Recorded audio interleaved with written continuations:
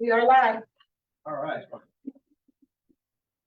right, at this time, I'd like to call our Finance and Personnel Committee meeting on Monday, April 8th, 2024, 5:30 p.m. All over. Roll call, please. Alder West, Present. Alder Horton, Present. Alder Land, present. Alder Pathrak, She is at a meeting downstairs, but she'll be running just a tad bit late. Alder McCarthy. Excuse. That completes roll call. All right, at this time, I'll entertain a motion to approve the minutes for March 11th, 2024. Move to approve. Second. All right, properly moved, properly second. All those in favor, please say aye. Aye. All those opposed? Minutes approved. First item. Item number 0261-24, communication sponsored by Alder Perez, requesting that the city of Racine provide a bilingual customer service representative to the Cesar Chavez Community Center at least 3 times a week with staggered hours, including Saturday, so that the city services like permitting and additional information can be available for Latino Hispanic community. Staff recommendation that the request to provide a bilingual customer service representative to the Cesar Chavez Community Center at least 3 times a week with staggered hours, including Saturday, so that the city services like permitting and additional information can be available for Latino Hispanic community be denied. Fiscal note, approximately $90,000 a year for staffing and $10,000 for startup costs. City Clerk McMiniman is here. Alder Perez would like to speak on the item. Thank you. And thanks for letting me bring this issue before the committee here. So I have a couple of concerns. I was quite surprised at the denial.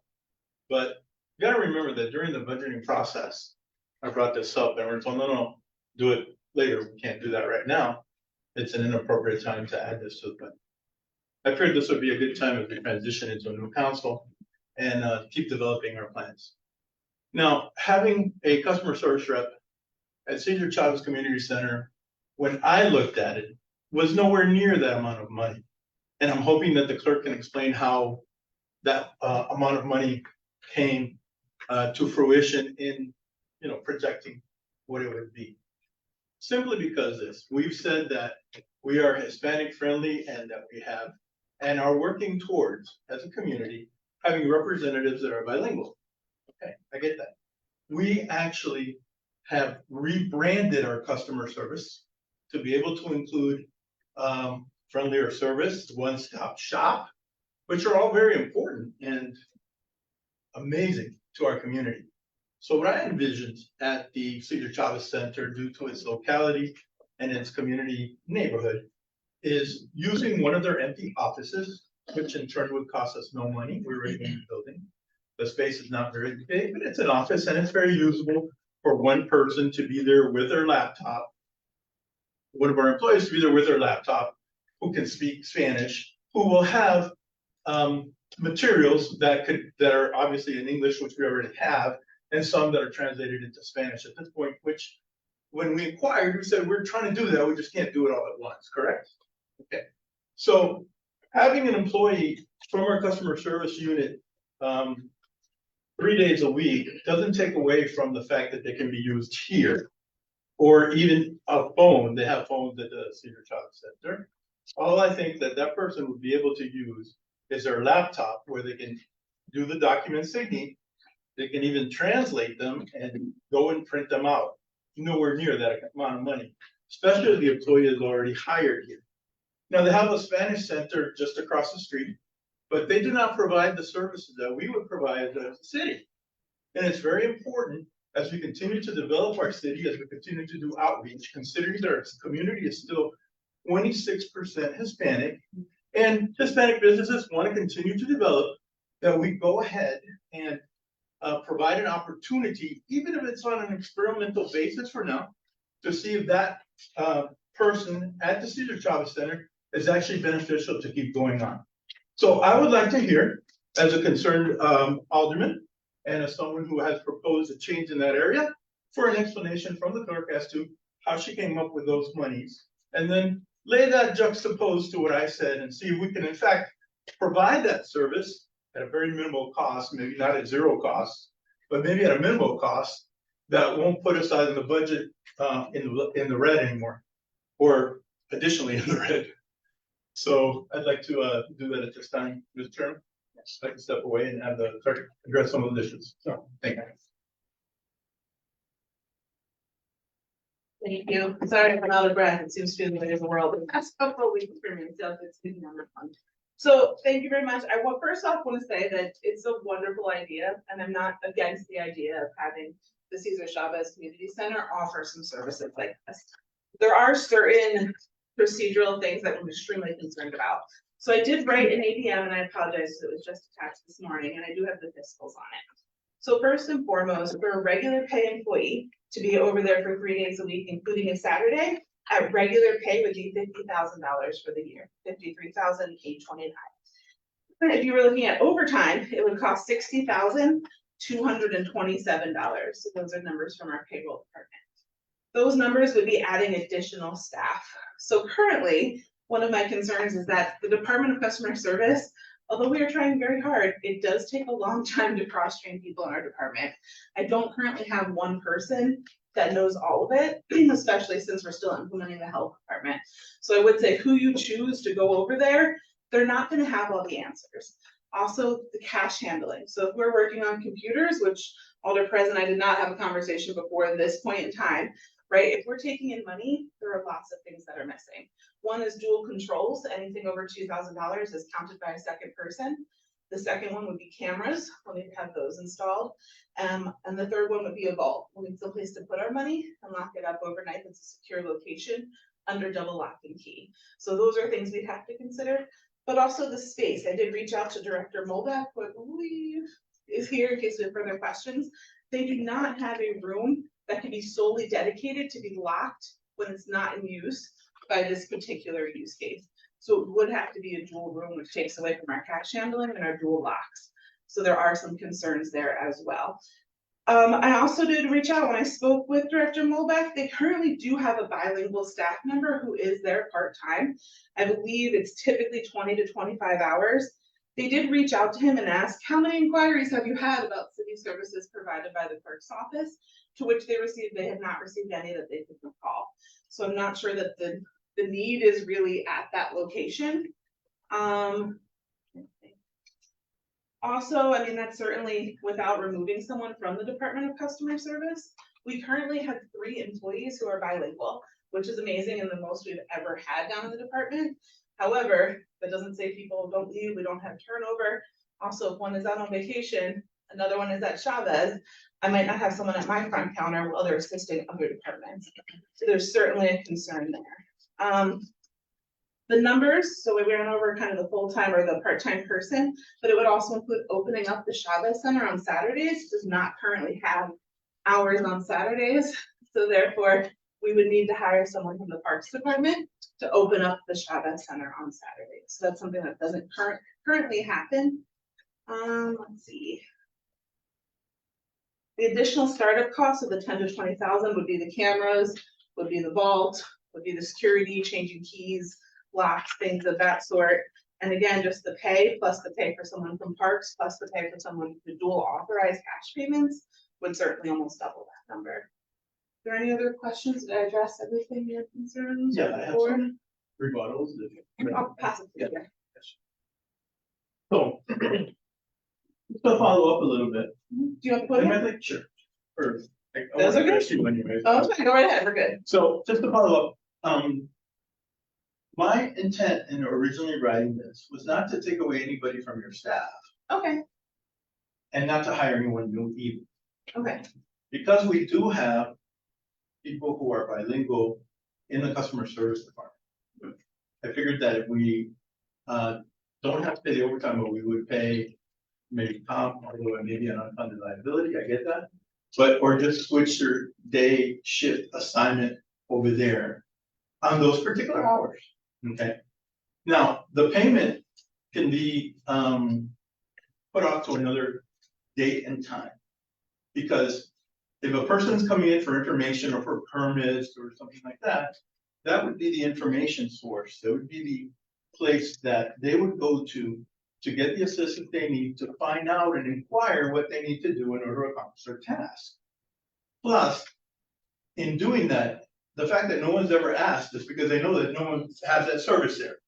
Once we put that service in, and we advertise it through our Facebook and media posts, and maybe some literature in some other places, or even tell the Hispanic Center that's across the street, hey, you want permanent information, this is where you go. Then that'll obviously increase, and the demand would increase. What I'm suggesting we do is, because we wouldn't need the cameras at this point or the money, is to put someone over there 3 times a week just to provide that service, and especially on a Saturday. Now, the one office that I went to when we had talked about it, during the election process, we went over there and I said, hey, are there any rooms in here that are not used at all? And they pointed out an office by the sun. I said, would I be able to use that every day if I needed to? And they were like, yeah, you don't use it for anything. So it's a little bit of misinformation or unknown information at the time maybe to accomplish that task. The fact that we have not yet accomplished anything in the bilingual department other than the 3 people. All right. I'll let you elaborate and then we'll. Okay, yeah. It's really sad for us as a community, all right? Now, I usually am for helping anyone in our community that needs it, and I've been reached out to and say, Henry, I still tried going over there and I really didn't get the help I needed. I need someone that could really explain this to me in Spanish, because I was a little confused. Granted, our community is very diverse. And so providing that space with someone with a laptop, which we have plenty of, that's not gonna cost anything. We don't necessarily need a camera, we have phones available. And if we need to print something out, they have a printer that maybe we can provide paper and toner for. So I think the not hiring of a person will eliminate a great deal of that cost. Because when you talked about in the explanation that we got originally, I didn't see the memo you provided this morning, the agenda briefing memo. But when you eliminate a person's salary and benefits, even for 3 days, you're eliminating a humongous amount of money in that process. If we can find a way, and maybe we have to think differently, if we can find a way to provide that service locally, advertise it by word of mouth at least, and see if we get a response, then we can really be sure that's actually a need in our community. I suspect it is, but we won't really know until we carry that through, right? And so I would say to the committee, maybe this could go back and get reworked, or I would urge you not to decline it like the recommendation from the staff is. I think this is an important and critical need in our community as we continue to grow and as we continue to provide services to all members of our community. We do a lot of things for members of our community, but many times we have limited services for the Hispanic community because of the language barrier.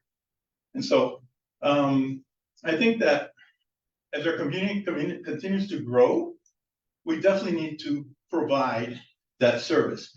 Considering also that 24% of our community is African American or Black, and Hispanics are 26. That's even a greater number. And we provide very little services that are known to them for helping them in establishing businesses and community contacts, okay? And like you said, we don't have that many people that speak Spanish. I've seen our promotions for hiring people. Bilingual is one of the great things that comes up right away. I get it that we're getting there. I get it that it takes time. But I think we can start little by little in producing that kind of effect in our community where they no longer say, you don't care about us. And I think that's the important part of this. They're saying, you don't service us, you don't care about us. And even though they can't come here and mostly a lot of them speak English, you know, the community does say that they're more comfortable understanding processes and so forth if it's in their language that they understand. So that's why I think we need to reconsider this. And instead of denying it going forward, maybe not 3 days a week, maybe 2 days a week, during regular hours or after hours while it's open. We've been there, I've been there at Chavez when late at night till like 9 o'clock, sometimes 10 o'clock at night. So it can be open for after work or something like that. So doing a flat out denial, I think, is an injustice to what we're trying to achieve here in our community as we continue to reach out to all and explain to them that we're here to serve them. And so I think this is a failure if we don't do it. Yeah. June. No, you go ahead. Yeah, for all the Perez, yeah. One is like, what's the difference between having that service at the Chavez Center and right off Douglas at the Hispanic Center? Well, they don't have permits and that kind of stuff that we have information for. Okay. They provide, services that are totally different, like, you need a translator, or you need insurance, that kind of stuff. Okay. They can help with that. So it's two different aspects of what a person does. Okay. Then the second part, I see Director Moback is here, and I hear a lot of, just a lot of talk about the center, like the availability. I would love to hear from him, the person that oversee all the centers of, is this something that's doable? I guess the second part too is where would the finances come from? And really with that Hispanic Center being in my district, I haven't heard from any constituent, anybody about there's a definite need for that to be in our district. And just for the fact of supporting it, if it was something to, something that I would support, this is my first time seeing it. This is my first time hearing about it. It sits right in my district. So I just want to hear a little bit more about it and the need. And if there's a need, then, I want to know what that looks like. So, if you don't mind. Yes. As to answer a question in regards to availability, Alder Perez said that he went and talked to somebody. I'm not sure what staff he talked to, but if it probably was a director, I would assume that he would have said, we don't have a room that can be dedicated to one organization, because all of our rooms are used periodically in every community center. So I'm not sure who he talked to, but I was never approached. I've heard the concept of this. I never was approached really to see how this could work. At one point in time, we talked about having the main lobby area that was done to be a part of an information station for Hispanic information, so that that information could be getting out to Hispanic citizens.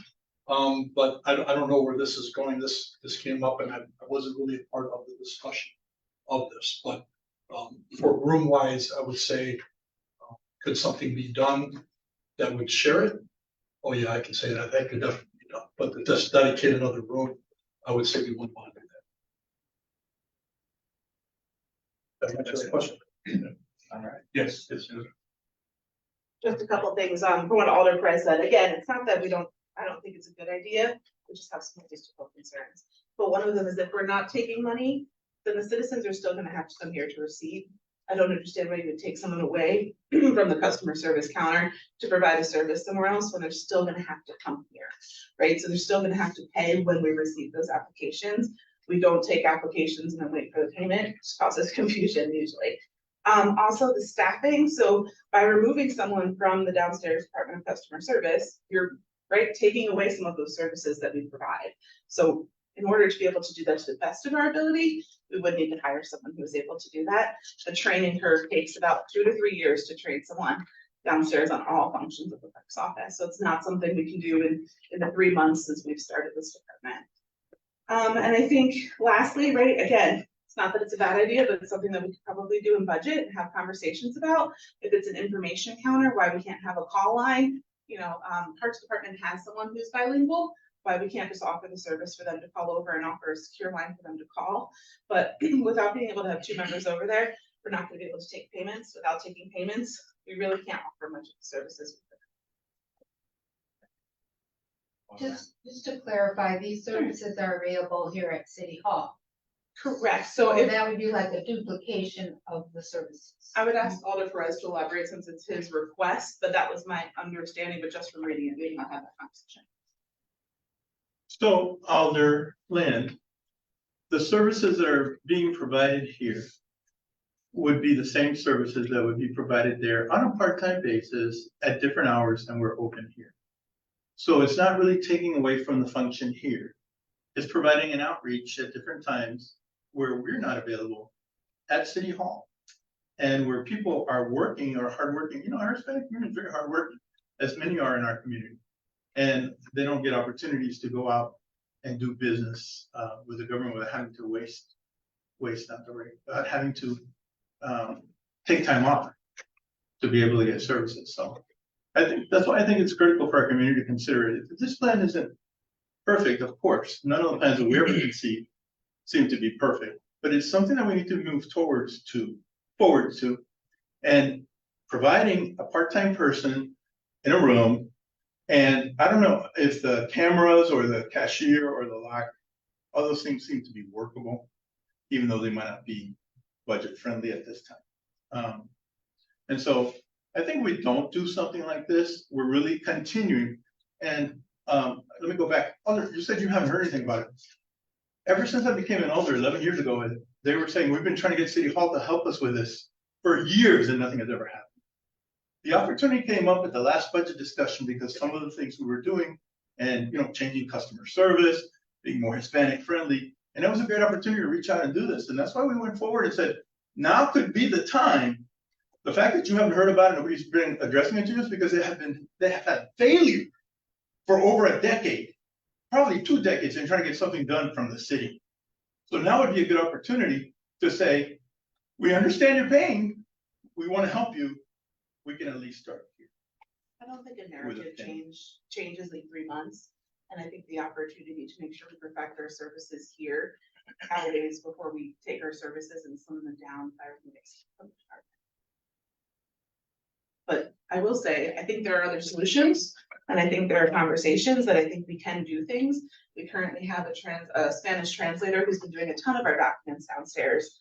And I think that those things could be available at community centers, and I don't think it's the end of a conversation. I just don't see this being feasible at this point. I'll just say that, I believe that what you were saying is very passionate and responsible for the Latino and the Hispanic community. But I don't want to feel like if I vote no today, that I'm doing some type of disservice to that community, right? So in my opinion, I think city business should be held here, not at the community center, because we're adding more responsibilities to those specific community centers. It sounds like there could possibly be more outreach, but we have 3 bilingual associates here at this building.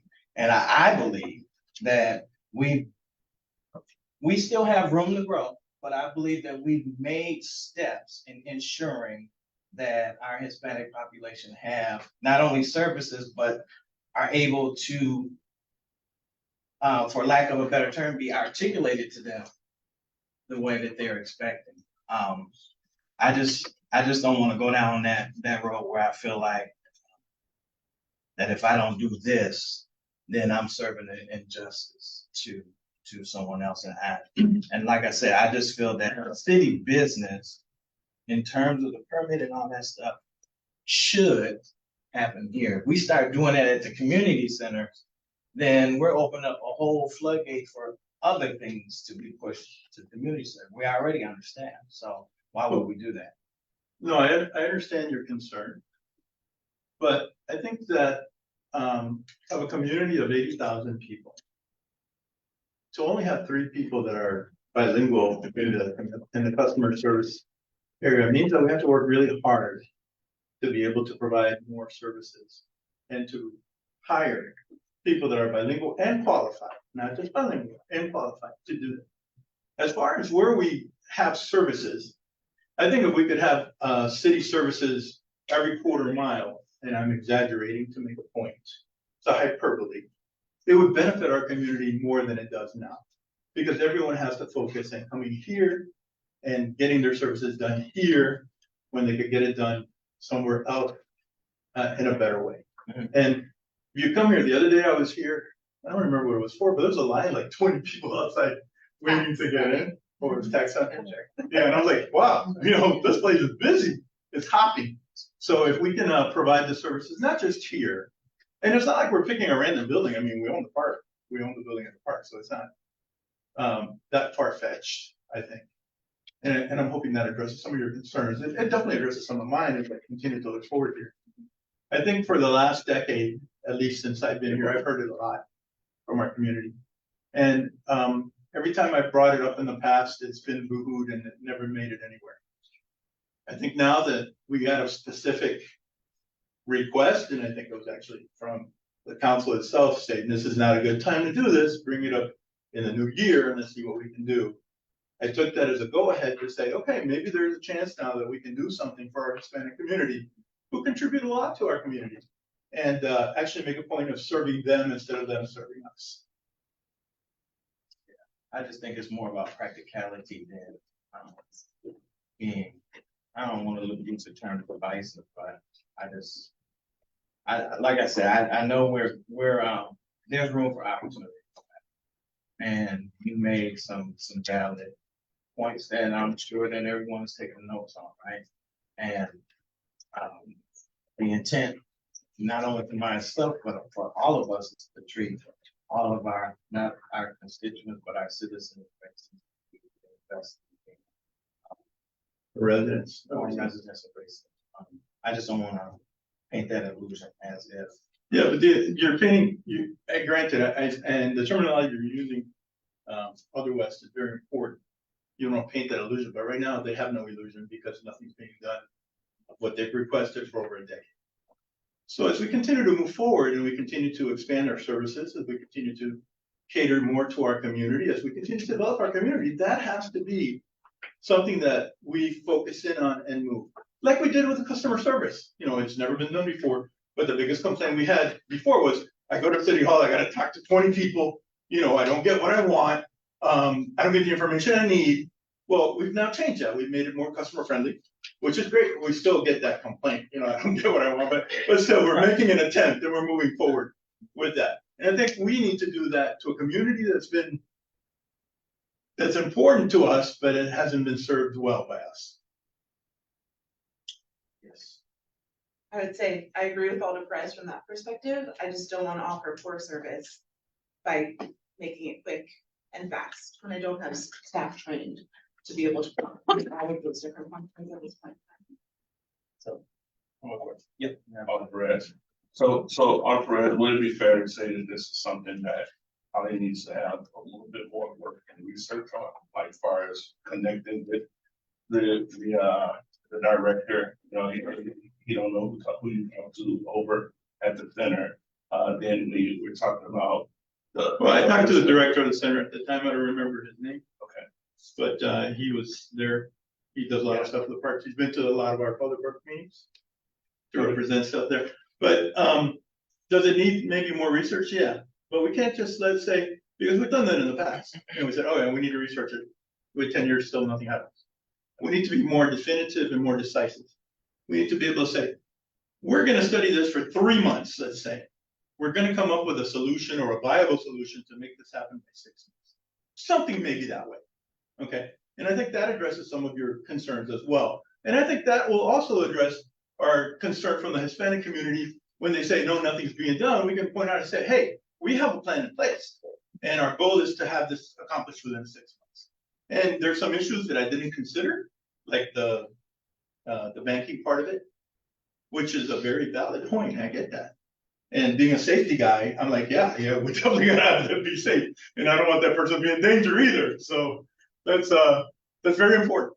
But as we look at all the different aspects of this, which at first glance don't seem to be connected, you know, we realize that they are. And so maybe it does. But if that's the case, then we need to move forward and say, we need to prepare a plan and effectuate the plan. We have a lot of plans all over our books. The effectuation of it doesn't always happen. And so a community that's been concerned for over a decade that they haven't been getting any services should at least have a plan in this new council that we are going to have in a week or two, which says, yes, we believe that we can do something for this part of our community, which is over a quarter of our community. And we're going to do this. This is the timeline, and this is how we need to move forward. This is how we need to obtain our objective. And I think that will help the Hispanic community feel and believe that they're a valued part of our community, because right now they don't believe that. And they don't feel that. And I know feelings are subjective, but they don't believe it. Because like I said, it's been over a decade that I've been in council where we've tried to do this and it's been boo-hoo. All right. Now, I'm gonna throw it out there. Other members of the community have said, we need to get this done, and it gets done. That's almost embarrassing to the Hispanic community, because we tend to cater more to other people in our community. Okay, Who's other people? no, like the African American community. We talked about Juneteenth, for example, that just started, it's fairly new, right? But it's something that they said, we need to get this done, and what happened? We got it done. Okay, and it happens all the time here. The information I get from the Hispanic community all the time says they're dealing with the black people, they get everything they want, may not be true. And we don't get any. Again, that's what they're You believe thinking. that? Pardon me? And you believe that? I believe some of it, yes.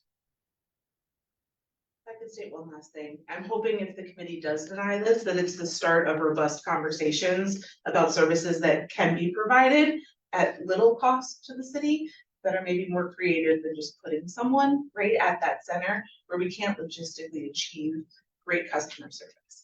But I'm hoping that this is not the end of conversations that we have.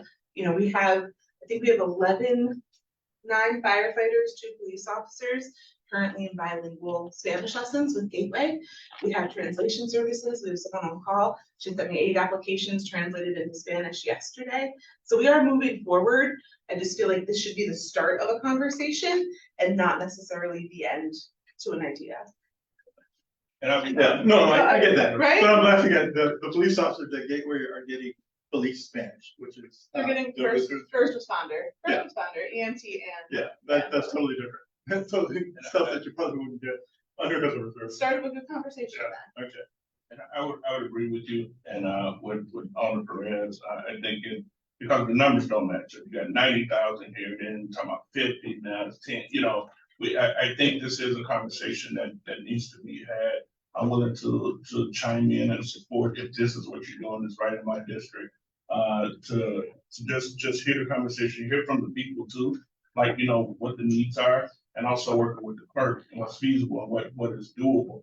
You know, because, you know, sometimes you get information, sometimes information is not always correct.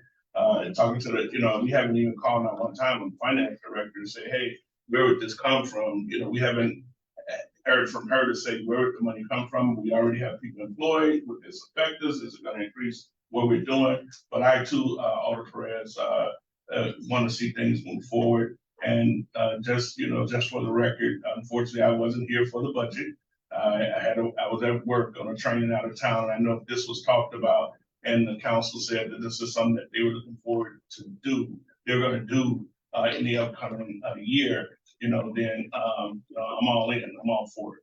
But this is just something that I think we just need to get a little bit more information about it, put it in a little bit, because there were some things that were left out about money and cameras and all that stuff with the facility. Well, DeHorton being the alder for that area, I think it would be critical in the infrastructure of how things are going to progress there. So I encourage you to take more than an active, to take a proactive stance on moving forward with this.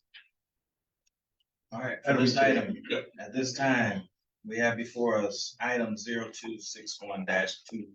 Can I entertain a motion for approval? So I just want to clarify, a yes vote would be to deny this item, just to be clear. That's the way the recommendation is currently written. So how should I verbalize it? So, It's not a motion to a approve. motion to deny. All right, at this time, for item 0261-24 as written, I'll entertain a motion at this time to deny. Second. All right, properly moved by the chair and seconded by the vice chair. All those in favor, please say aye. Aye. All those opposed? All right, motion denied. Next item. Item number 0220-24, communications sponsored by Alder McCarthy on behalf of the Racine Waterworks Utility Director requesting approval of a resolution regarding declaration of official intent to reimburse costs attributed to the 2025 water main replacement project. Staff recommendation that the Racine Waterworks Utility Director be granted approval for a resolution regarding declaration of official intent to reimburse costs attributed to the 2025 water main replacement project. Recommendation of the waste. I'm sorry.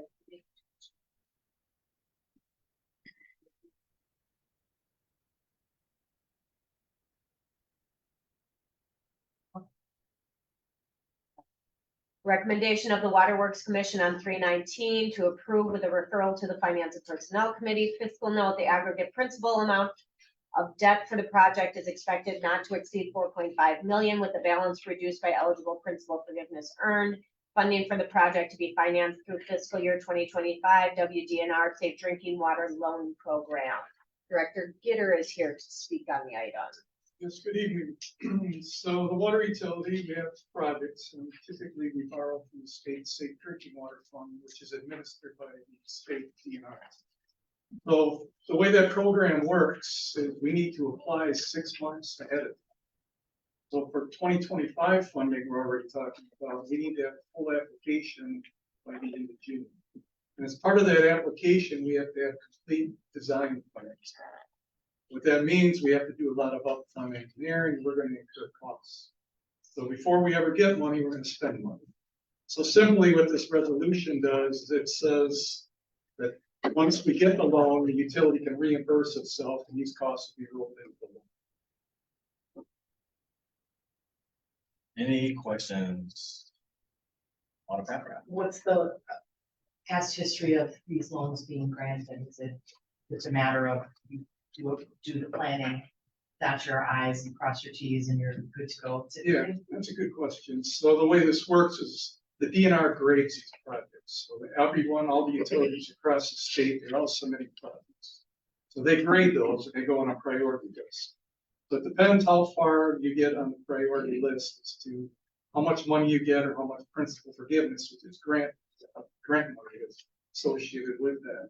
So it depends where you fall, but for the most part, we've been very fortunate. We've been getting money and I expect we'll get money again. We may not get principal forgiveness, but we should get funding. So this is non-binding. I'll mention that as well. So even though it sounds like we're committing to all this millions of dollars, we can still, on the commission level, we can deny this project or we can defer it off to a different. So it's non-binding. Mayor, yeah, floor. Mike, can you also explain the reasonableness of the interest rates on some of the projects? Typically, it's half a prime, so that's a big advantage that we have going through the state.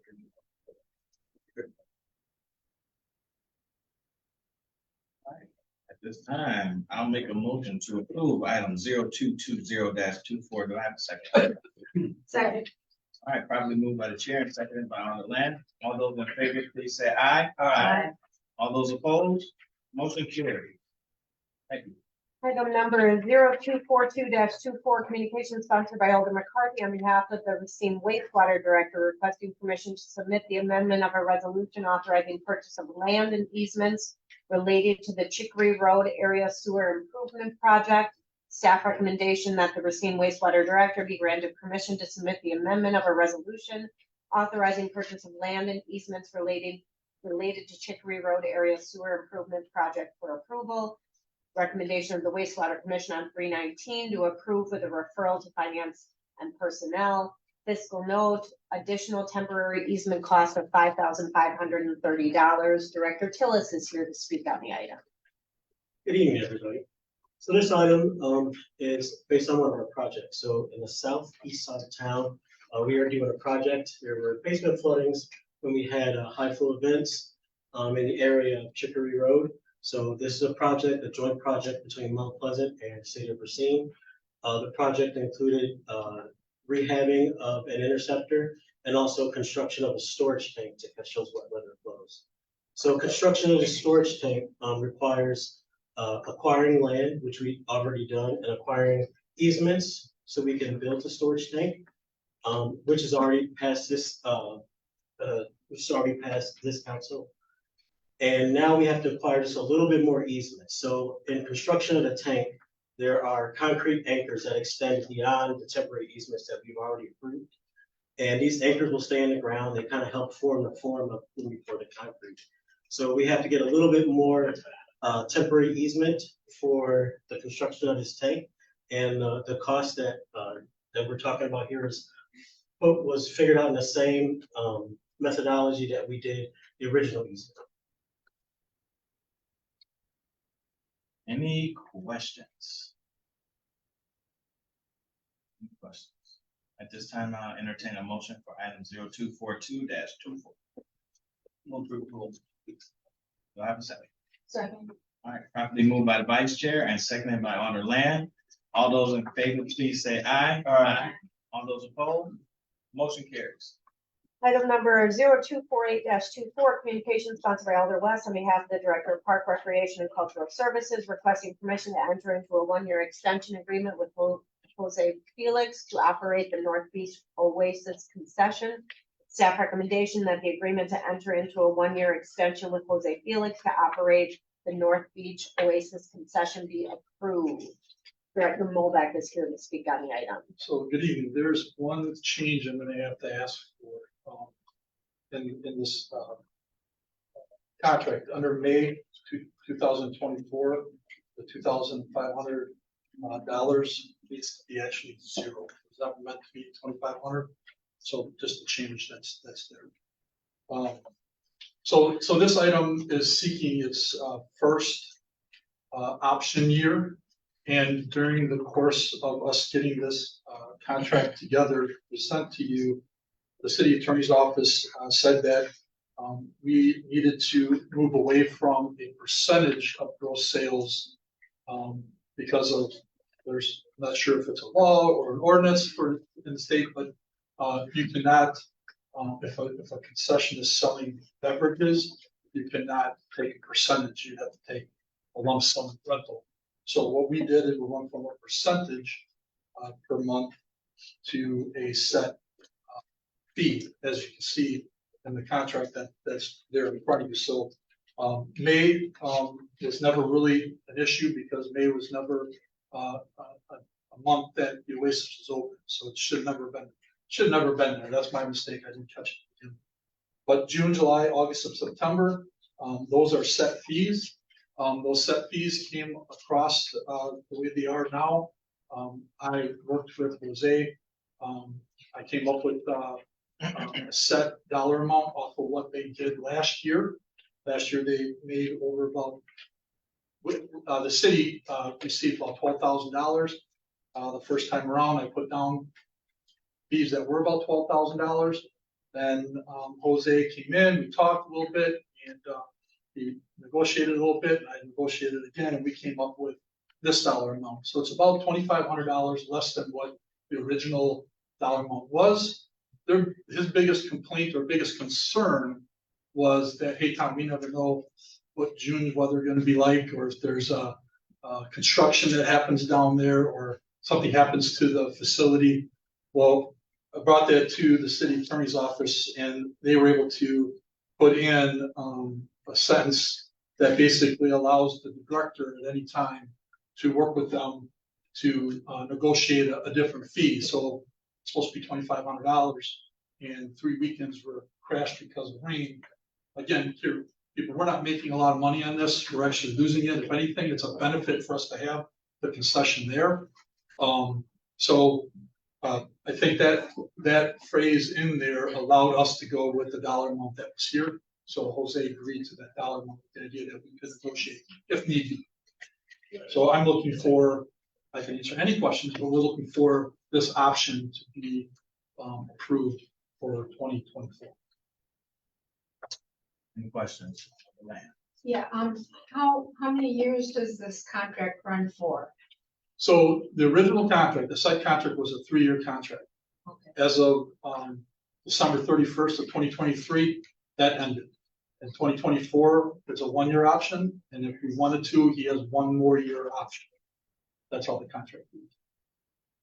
So it's 3 + 1 + 1. So it could be up to 5 if we all mutually agree. Mayor, you had a book.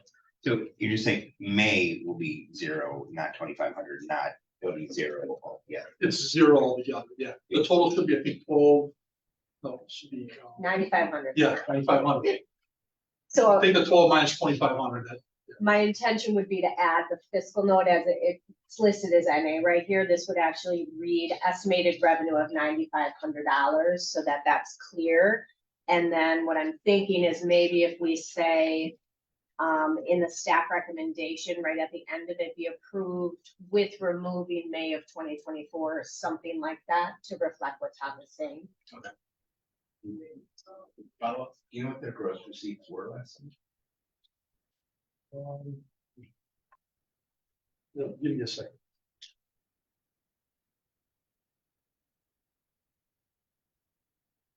63,000.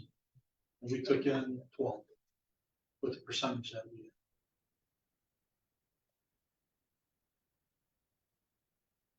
Any other questions? At this time, I'll make a motion to approve item 0248-24. Do I have a second? With the. With the recommendation. With the amended changes, yes. Second. All right, so moved by the chair and seconded by the vice chair. All those in favor, please state by saying aye. Aye. All those opposed? Motion carries.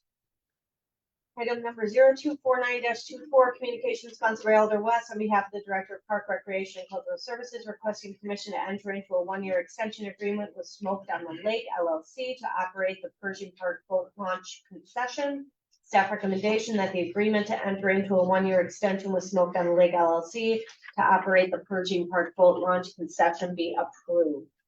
Director Mobile. So this one's basically similar, the way we had to do it, go from percentage to a flat fee. The only other thing that, was added to this one was we also increased another fee that, so part of the contract, the contractor also cleans the bathrooms to the, Lower Clark Fountain, per month, does it, daily, 3, 4, 5 times a day, whatever needs to be done. And we increased that by $1,500 this year, about $500 more a month. Checked with the city, our park superintendent and asked what it would take for us to do that and what the cost would be. He goes, this is considerably lower. And, we have never, well, we're not perfect. No one does a bathroom perfect ever.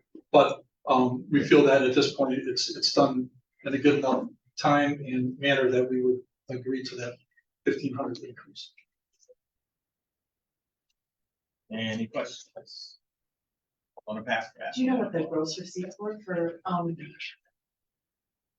just want to see if sort of the percentages sort of in line with each other in terms of. I can tell you right now, they're not.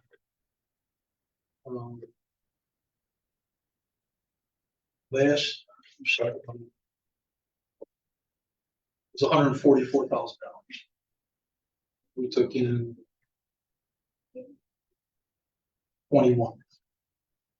And paid nothing out for bathroom cleaning or no? Well, we did, yeah. You did, you it just was increased it by, 1,500.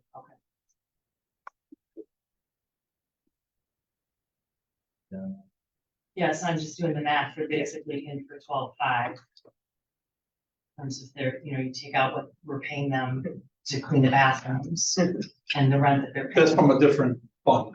That cleans It, that. it doesn't matter, she's right. So we are paying out 4,000, they're giving us 16.5, so- net or 12.5 12.5, to the good in terms of revenue, right? which is indeed less than we got last year. Right? Wait, we got 19 last year. Okay.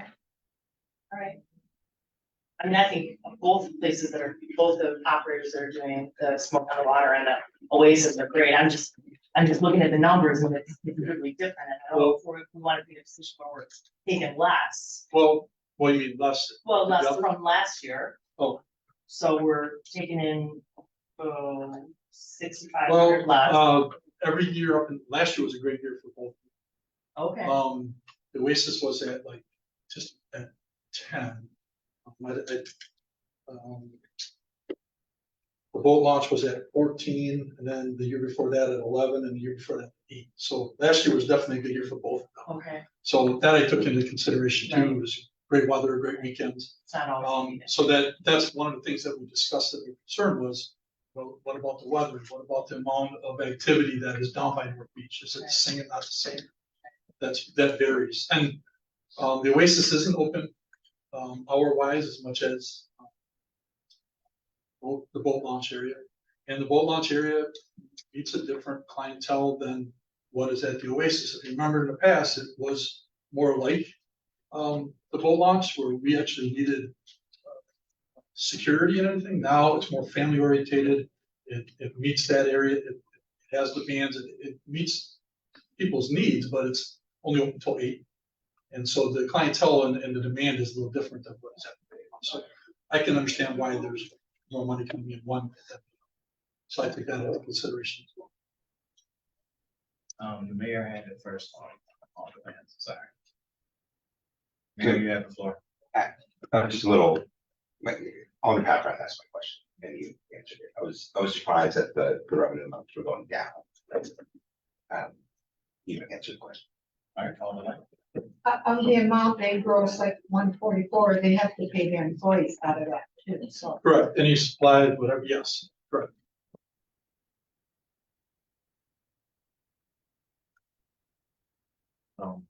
I'm just gonna play devil's advocate. It seems like it would be easier to charge the rent you wanna charge, and then if the weather's bad, have there be a process to go, look, the weather's really bad. I mean, are we really gonna go back to go, hey, it's been a great summer.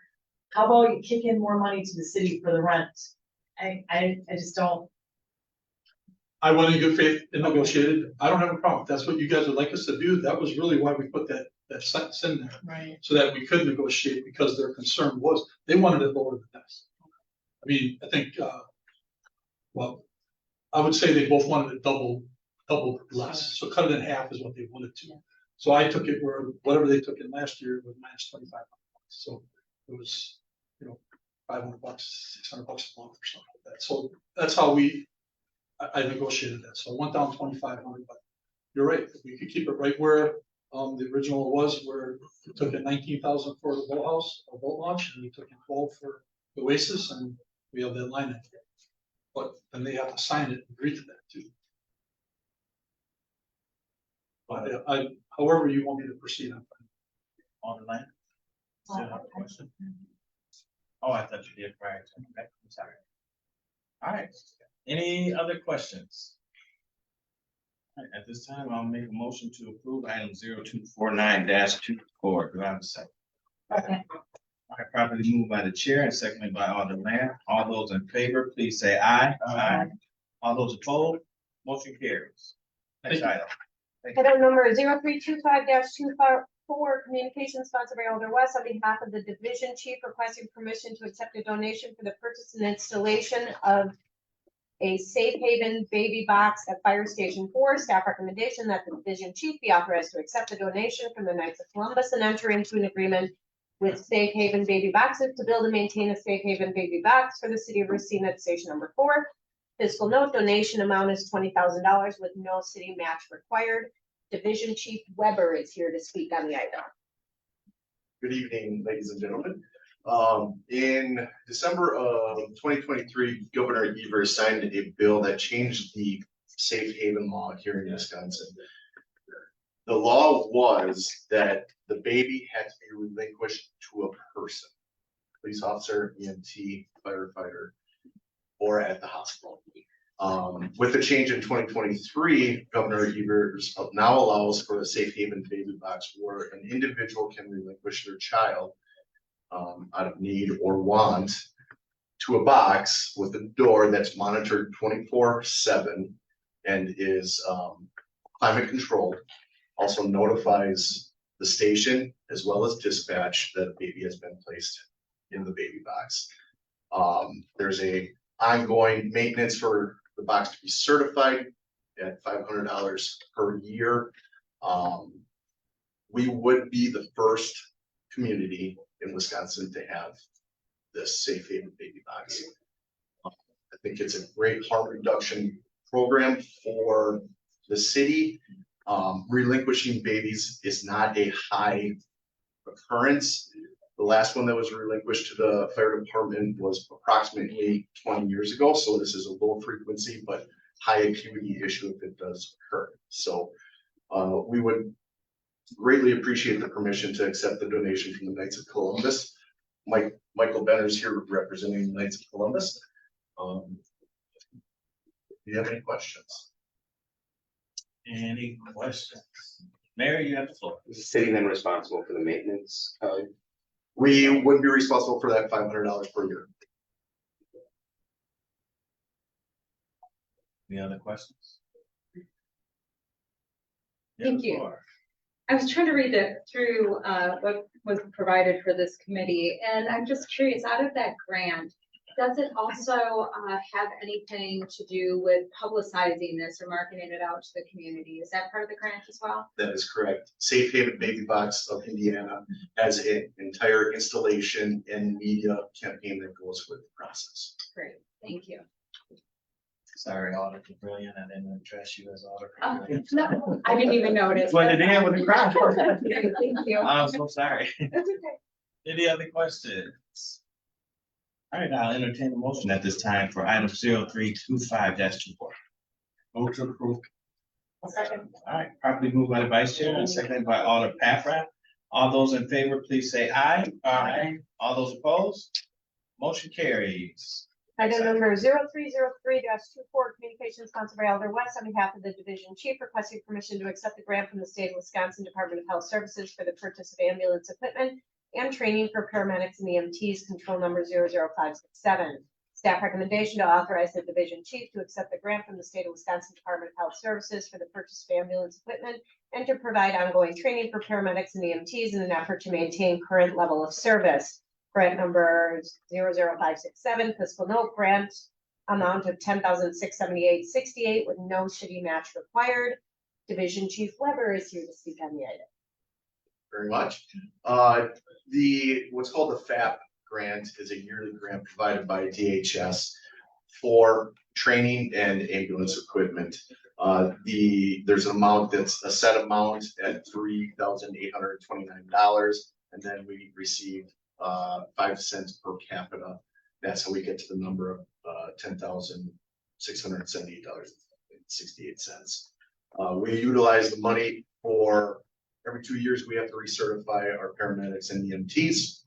It's an expensive endeavor. This is a way the state can offset our costs.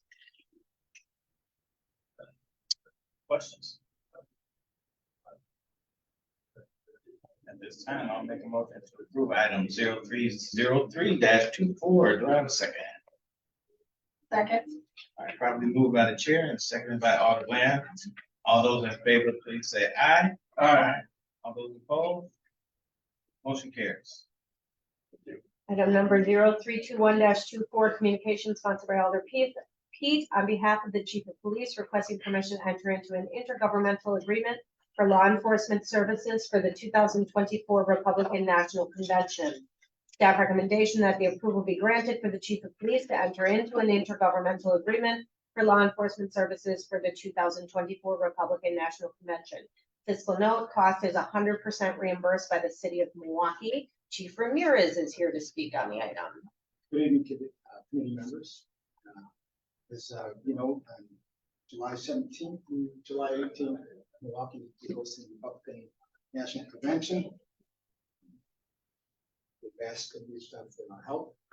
Many other local law enforcement jurisdictions around us.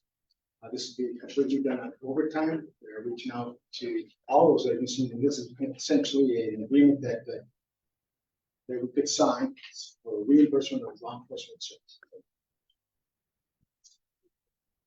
I think this is a huge honor. How many law enforcement officer will you be sending up tomorrow? 20 plus, and what would be, since its close proximity is also be hosting some of the events.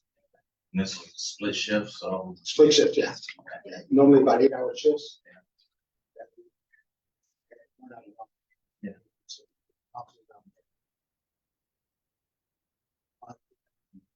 For 2 days. It's essentially 3 days. 3 days? Okay. All right. Any other questions? Alder Paffrath, you have the floor. Thank you. So with the challenges that our community has sometimes in the summer already, and while I understand that the police force is doing a great job at getting the numbers of smart officers, reaching more of the level of appropriate standards that you've set, how are we going to manage our own communities with loaning out officers? That's already taken into consideration. I'm sure. Can you talk about it a little? Certainly, we obviously have minimum staffing levels that we have every day, 24 hours a day. With the onset of more officers coming into us, it helps us. mid to late June, more officers will be on the road by themselves, and 14 are coming out, it helps us. So it's a combination of all that, we look into every part of that, this is just extra work, extra duty time for them to work it. Okay. So you're only giving up what we think we can. Right, Or we to offer. yeah, we have, Okay. there's a lot of logistics that go into it, there's a lot of planning that goes into it. How many officers do we need, how many, we have 4 motorbikes, but we can send 2 motorbikes. Okay. Yeah. I just had to ask the question, because I'm sure my constituents will ask. Thank you. You're welcome. So this is 3 days of free marketing, right? 3 days of very much. All right. Opposed to a city of Racine. There you go. Don't go wrong with that. Any other questions? All right, I'll entertain a motion at this time for item 0321-24. Move to approve. I'll second. All right, properly moved by Alder Land and seconded by Alder Papratt. All those in favor, please say aye. Aye. All those opposed? Motion carries. Good luck, Chief. Item number 0318-24, communication sponsored by Alder West on behalf of the Chief of Police requesting permission to apply for a Law Enforcement Mental Health and Wellness Act grant. Control number 00570, staff recommendation that the Chief of Police be granted permission to apply for a Law Enforcement Mental Health and Wellness Grant. Control number 00570. Fiscal note, grant amount is $122,888.26. No city match is required. Chief Ramirez is here to speak on the item. Good evening again. I do have 2 of my members of the Racine Police Department. One is Police Support Specialist Liz Woman, and the other one is Investigator Jody Spiegelhoff, who can speak about that or answer any questions. Essentially, this grant will be used for officer wellness and services and mental health, which they are expertise in that.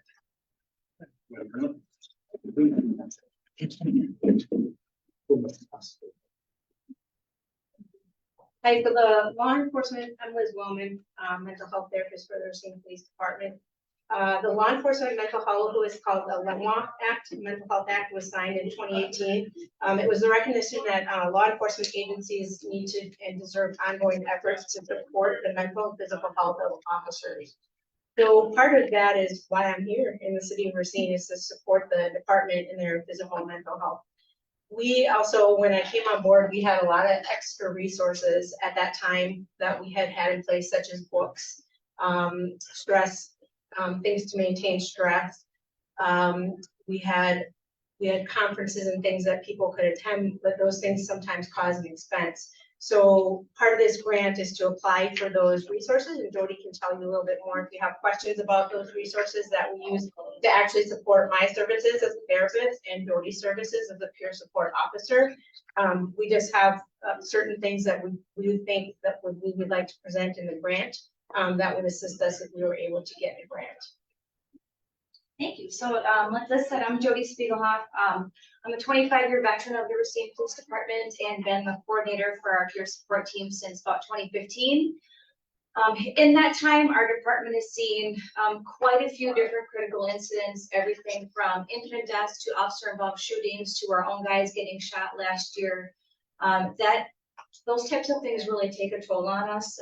You know, sometimes people forget that we are human, that we have families to go home to and that worry about us. And we worry about ourselves every day, and we worry about those that we serve alongside.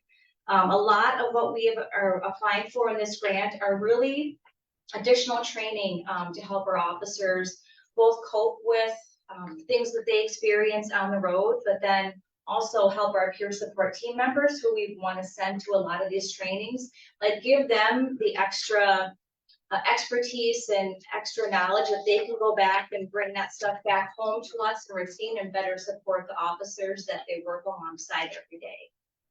Coupled with that, we do want to serve a greater area than just the city of Racine, so we do want to support our local other small departments, Sturtevant, Mount Pleasant, and Caledonia. They're kind of our sister departments. We do support them a lot. We assist them with critical incident stress debriefs when critical incidents happen. So some of the resources that are in this are additional books such as I Love a Cop, Emotional Survival for Law Enforcement, Good Cop, Good Cop. Those are things, like Liz said, that we were previously able to provide to officers and families. But, times have been tough and budgets have been really, strained the last few years. And when we saw the opportunity for this grant and to apply for it, we got really excited about what we could possibly be able to bring back to our city and then help serve, our sister communities around us too. So we're both happy to answer any questions that the committee might have. Any questions? So, I noticed everything's been a good grant to go for. A lot of people from our department taking advantage of the resources that we have provided now. Do you see a lot of people taking advantage? Yes, so specifically before Liz was on staff with us, I believe it was about a 3.7% usage of external therapist services and external services such as Liz. Since Liz has came to our department internally in 2019, externally she started working with us pretty consistently in 2018. That percentage went up to over 37%. So just, it's been an incredible couple of years with a lot of improvement and everybody really embracing mental health and really being able to get up there and be like, yeah, that was a bad call. That's messed up. That bothers me. So we've been able to really come a long way in the last few years. But man, do we still have a lot of work to do. So that's what our mission is to do. Yes, thank you for asking. Because I just really think that, the debriefing after a critical incident, I know that it's important, even I'm not law enforcement, but there are times that we get debriefed within 72 hours of something that we were deployed out to. And I think that it really helps you get it out, talk to a therapist, and not to be able to hold that stuff in. So I think it's a great idea. I think it's something that, I'm hoping we do get the grant to support our officers and the surrounding county. Thank you. If you could talk just a little bit, because I know your position is relatively recent. Yeah. If you could just talk about the importance, just the participation numbers are incredible. Yeah, so when I came, But can you talk about what it means just for the officers, but then why that's important for the community? yes, so, and that's part of our grant too, is, so I'm a licensed professional counselor and a clinical substance abuse counselor. And I think having me internally, actually, when I came, there was a lot of resistance. When I came internally, there was a lot of resistance. And now I'm just kind of a normal part of the department. It's like people pop in and they just sit down and they'll have conversations, or my office is right off the bureau, so people can come, you can access my office anyway. We recently had the addition of a canine, so we have a therapy dog on board, so that's also helping. That dog's done amazing things in the last few months for the officers and well-being. So, and just the availability, I think having the accessibility of a therapist, like I can do ride-alongs with them, I can come to their house for a home visit if they need it, or I can help with the spouses or the family. And also, part of this grant was for the community-oriented policing philosophy, is that we believe that a healthier officer makes a healthier community, because if mental health, if the officers are in a better place mentally, then we're gonna have part of the community. And part of this grant is from the Community Office of Policing. Part of this grant is how can we maintain that wellness and how can we teach that wellness also. So these little resources that we're putting in for, they seem kind of small and insignificant, but they're little things that we can use in the community as well, like stress balls and things of that nature, just to make that connection where the officer can make the connection with people in the community as well. So yeah, it's the utilization, and I keep track every year. I do statistics in an annual report just on peer support and mental wellness and what we do each year. So yeah, it's been tremendous. And I had started working with them in 2018 externally, and then when I came on board, everything's just kind of fallen into place, and I'm kind of part of the department now. So Great, thank you. And I know it's great that the council approved the funding for it, but it takes a human being to make the program actually work. So thank you for your contribution.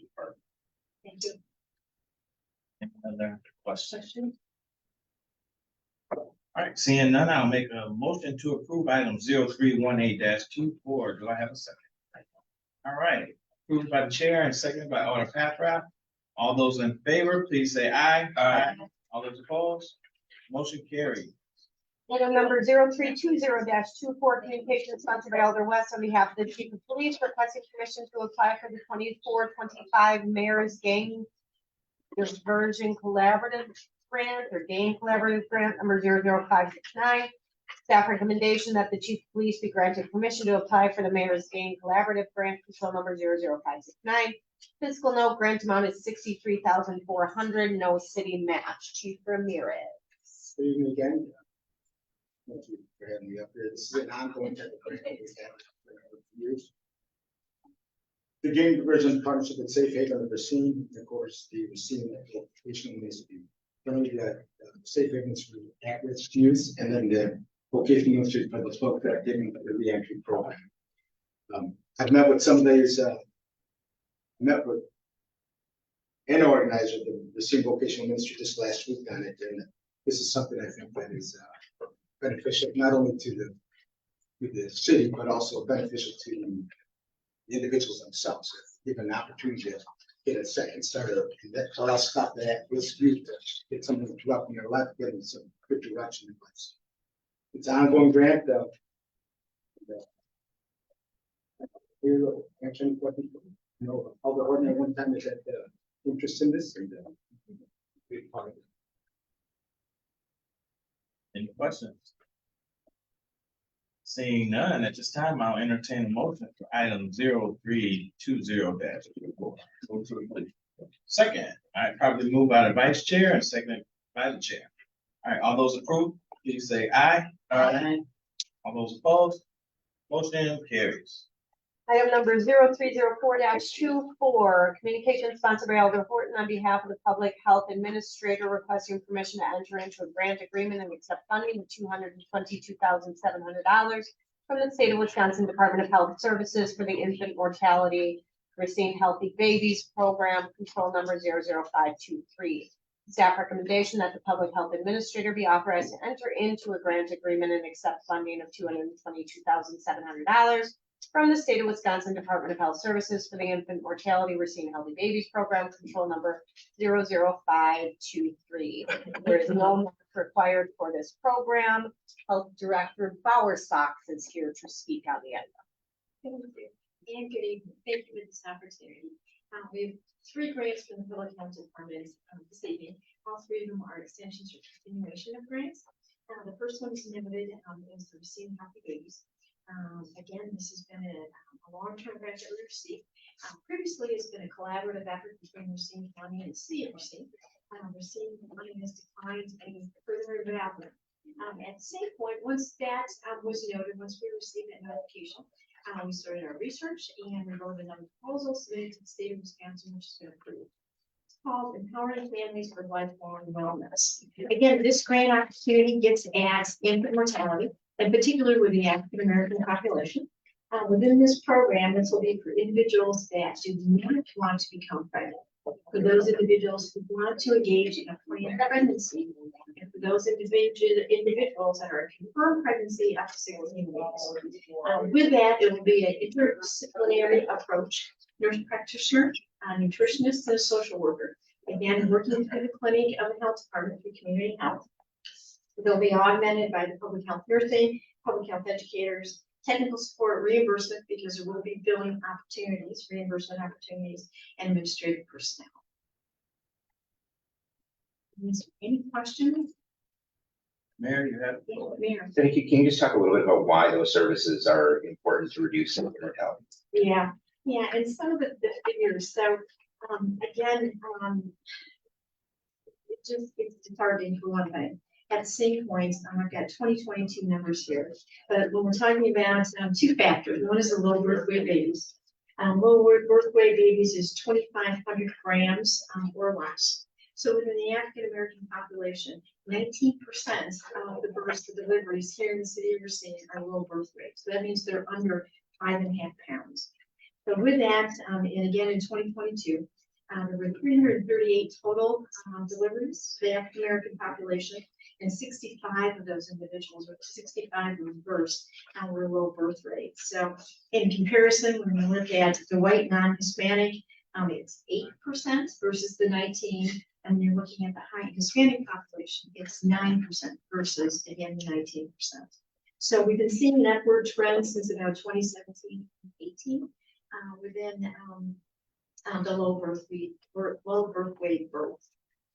The other factor that we take a look at has to do with incrementality by race. So this is the deaths per 100,000 applied first. So again, we're seeing upward trends within that category. But within the African American population, we have 17 deaths per 1,000. Within the Hispanic population, we have 3, and within the white non-Hispanic, we have 4. So as we're looking at these programs, and we're looking at this program in particular, looking at the nurse practitioner so that actual planning can happen to prevent the pregnancy or to plan the pregnancy or to talk about a newly pregnant individual. Nutrition and social work so that we can combine good healthy lifestyles as well as have discussion with them about referrals that they will need, as well as some of the environmental, as well as psychological, as well as other concerns that they may have within their life, so that we can help and steer them so that if they do wish to get pregnant or they are pregnant, that they can have healthy outcomes for the pregnancy. Any questions? Alder Caprilli. Thank you. I'm just curious to talk about the trends. Back when I was on the council before, we had the collaborative initiative in regards to the infant mortality rate. And it was a pretty huge collaborative. It was a beautiful grant that was received. That then dissolved in a lot of that collaboration, even though you're still working on it. But those trends numbers actually declined, and now you're saying they're actually rising again. Well, yeah, so some of them did decline, but they only declined for a brief period of time. They weren't sustained. But then again, since the 2017, the trend has been an increase. That's really sad to hear, and I'm glad that the health department is got a hold at least at applying for this grant. But one of the other pieces that were part of the grant last time, and it was a multifaceted approach. It wasn't just the health department. It was a call out to the city hall. It was a call out to the public safety and licensing. It was also looking at access to food, and it was talking about neighborhoods, how much liquor is in it. So it wasn't just that. So I hope that even though this is a grant we have applied for before, and this is a reoccurring one, that it can expand out and there'll be a push in at least all the other facets, at least that we have a control in the municipality at the government level. So I don't know if that HubSpot is going to be driven by yourself. Before it was a separate entity that came before us. But I would like to see that again, because it's just, I feel like we're going to continue to see those trends if we only have one body, you know, in a sense, looking at it. Yes, so that's the wonderful thing about this opportunity with this grant for us is that, as I mentioned, we're going to have health educators, we've got the nurses, we've got the reimbursement, we've got personnel across the health department that will be able to engage the public as far as informing about opportunities, but also where the social worker comes into play, as well as the nutritionist and nurse practitioner that are dedicated to this program. So the resources that are available, as well as the interactions with the clients to figure out exactly what resources are necessary for them and what their desires are and what their goals are. And just maybe one suggestion, which is very crucial, when we're looking at the census tracts too, where, you know, certain areas needed to be looked at more, that would be good information to bring back before public safety and licensing committee, so they can truly understand that. And so, just a suggestion. Okay, thank you. Yeah, but we're very responsible for those zip code areas. Right. Alder Patrick. Thank you. I know that violence against women is sadly not an uncommon thing for pregnant women. We've done much times a lot of work in that regard. And I wonder how you are addressing advocacy, information, and support around domestic violence, violence against women as part of your efforts to help women and babies through pregnancy. Oh, that's a great question. So through our regular clinic services, as well as for this service, we have discussion, we have several talking points, questions that we engage in to find out the safety of the home and how the person feels within the home environment. Yeah, as related to domestic violence. That's a great question. Yeah. Thanks for doing that. Any other questions? All right, seeing none, I'll entertain a motion at this time for 0304-4. Second. All right, properly moved by Alder Patrick and seconded by Alder Land. All those in favor, please say aye. Aye.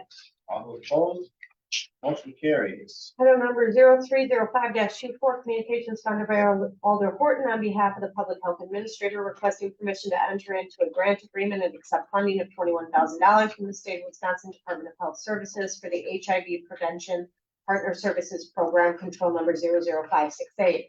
Staff recommendation that the Public Health Administrator be authorized to enter into a grant agreement and accept funding of $21,000 from the State of Wisconsin Department of Health Services for the HIV Prevention Partner Services Program, control number 00568. Fiscal note, there is no match required. Public Health Administrator Bauer Sox is here to speak on the item. Thank you again. So, again, another long-term grant. This offsets the salary of one of the public health nurses. It is support efforts of HIV testing, connect with HIV clients with care, and then also the locating and notification of HIV programs. So they can understand the circumstances that they're involved with and they can also get tested. We see anywhere between 20 and 25 clients on an annual basis that we provide this intensive case management services. Any questions? Seeing none, at this time, I'll make a motion to approve item 0305-24. Do I have a second? Second. All right, properly moved by the chair and seconded by the vice chair. All those in favor, please say aye. Aye. All those opposed? Motion carries. Item number 0317-24, Communications Sponsor by Alder Horton on behalf of the Public Health Administrator requesting permission to enter into a grant agreement and accept $28,900 from the Wisconsin Department of Natural Resources for the Beach Monitoring Program, control number 570. Staff recommendation that the Public Health Administrator be authorized to enter into a grant agreement and accept funding of $28,900 from the Wisconsin Department of Natural Resources for the Beach Monitoring Program, control number 0570. Fiscal note, there is no match required. Public Health Administrator Bauer Sox. You're really good, Director. So again, an annual contract, but it's through, as mentioned, Wisconsin Department of Natural Resources. So there are 14 beaches for St. Kenosha, Milwaukee. This grant covers. It covers 2 part-time interns. They bring the water samples back to the city of Racine. We do the analysis. We contact the jurisdiction, one of the 3 that are located, give them results. We're looking for E. coli and the content or the amounts within the water samples. But it also, like I mentioned, covers 2 part-time research assistants during the summer months. It also includes all the supplies and travel. All right. Any questions? All right, seeing none, I'll make a motion to approve item 0317-24. Do I have a second? One second. All right, properly moved by the chair and seconded by Alder Paffrath.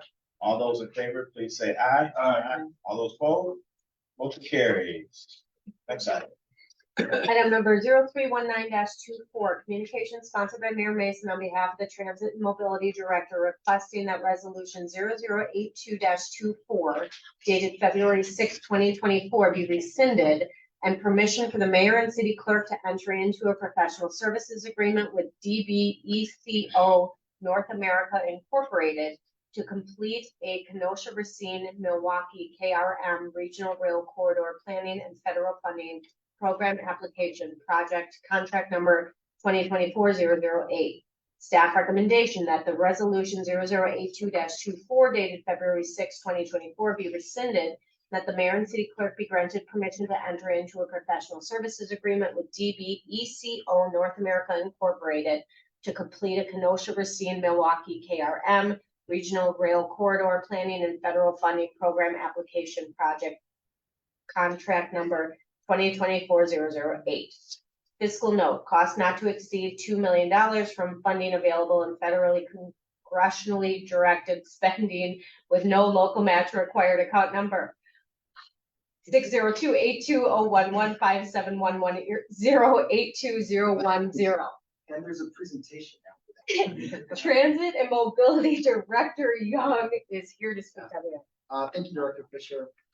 Just as a reminder to this committee, this study seeks to do several things. Number one, develop preliminary passenger rail service concepts, identify alternatives, prepare a KRM application for entry into a Federal Transit Administration or Federal Railroad Administration discretionary funding program, and then finally identify a project sponsor funding strategy necessary for the completion of the project. So previously, I've been in front of you, talking about the benefits of KRM and how excited we are to engage in this work. So you're aware of that, as it was also included in the ABM, but I want the focus of the conversation today to be around why we're reconsidering the hire of initially the selected firm HDR Engineering, and why we're happy about the potential partnership that we are going to be engaging with DB Echo. So just as a review, we had an RFQ request for qualifications process in which you had multiple firms that submitted their qualifications and were measured by several factors. So project manager and team structure, overall team experience, rail corridor, station facility and station area planning, business case development, organizational management and facilitation, financial analysis and project funding management, public involvement and branding, railroad engineering, operations and planning, and finally, and most importantly, putting together that all-in-one federal application. So on February 6th, the City of Racine Common Council granted permission following this Finance and Personnel Committee to enter into a professional services agreement that was to be negotiated with HDR Engineering to complete the study. So HDR was engaged via a letter of intent and discussions commenced to negotiate a contract.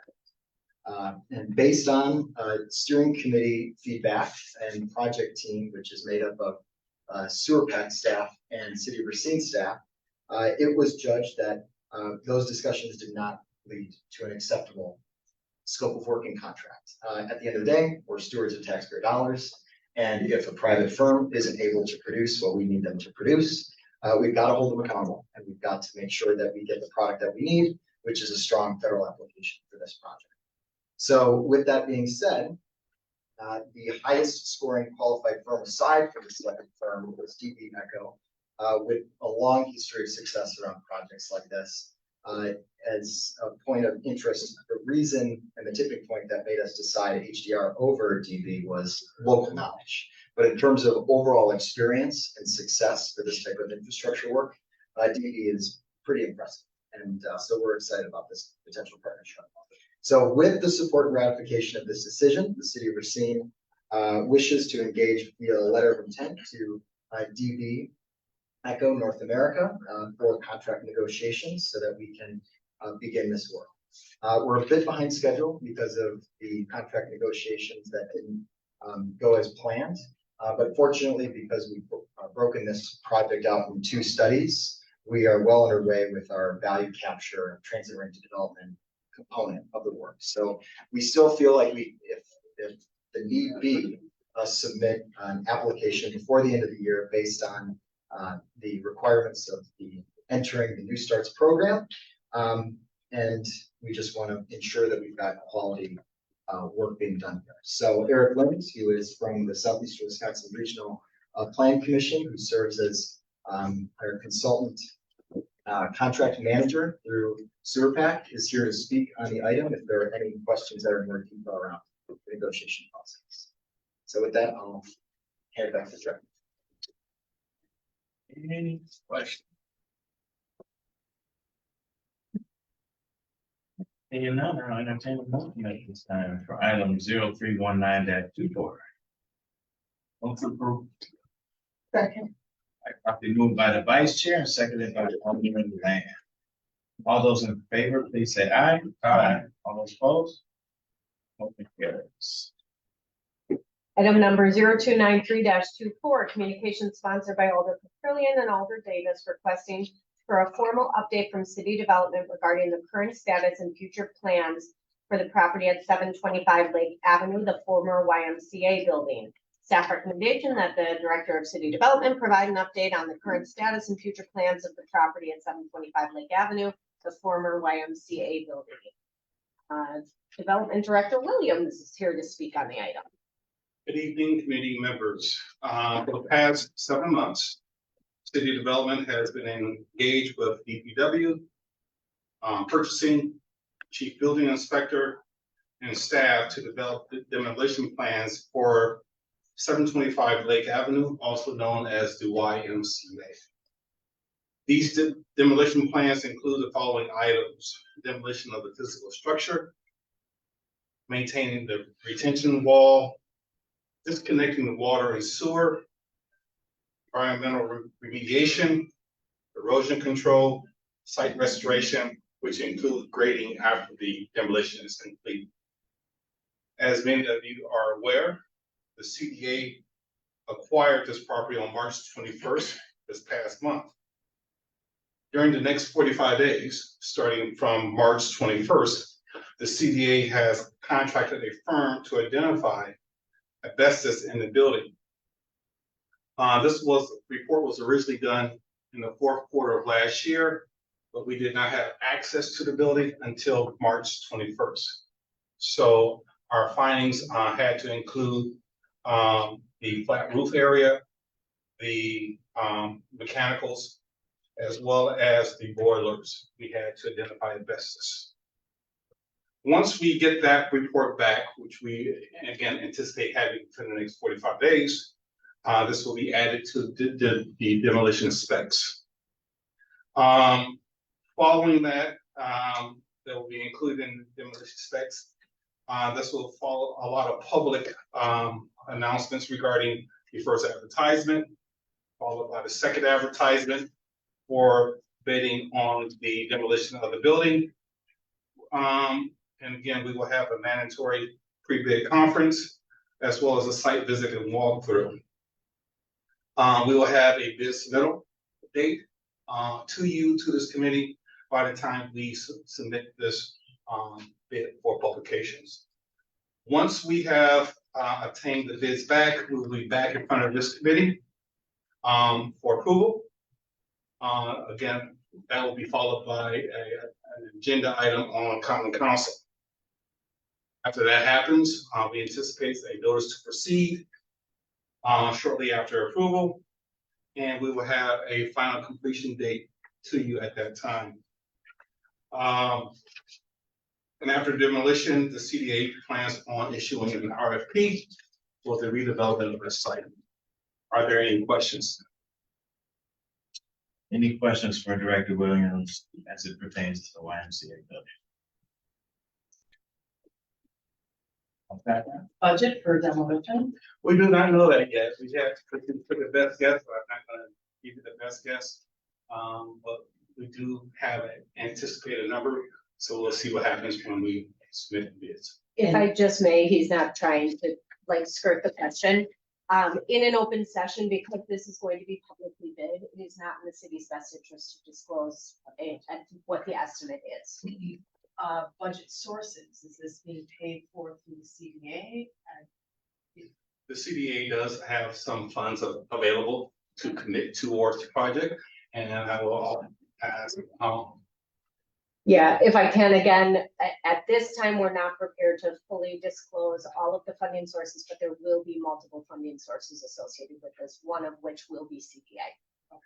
And again, that will be disclosed to the committee as we get closer to knowing the actual dollar amount. I just want to know, do we got a time frame for when it's going to be down? At this time, we have a best estimate, but at this time, we do not know. We don't want to be harsh dates. Yeah, well, I guess I was asking this year, next year. We are hoping for the beginning of winter. Any other questions? Seeing none, I don't believe you need to take an action on this item. Maybe I'll make a motion to receive and file item 0293-24. Do I have a second? Okay. All right, properly moved by the chair, seconded by the vice chair. All those in favor to receive and file, please say aye. Aye. All those opposed? All right, motion carries.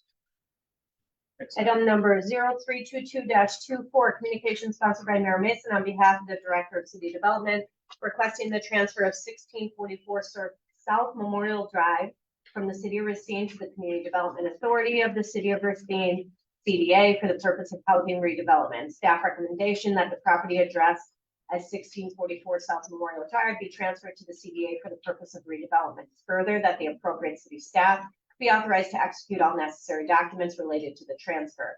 fiscal note, title transfer, recording fees, and any other applicable fees estimated at approximately $30 will be paid by the CDA. Development Director Williams. Again, good afternoon. Again, the CDA would like to acquire this property to build another home. Just immediately west of this property is another CDA built home. So, place for another one. Any questions for Director Williams?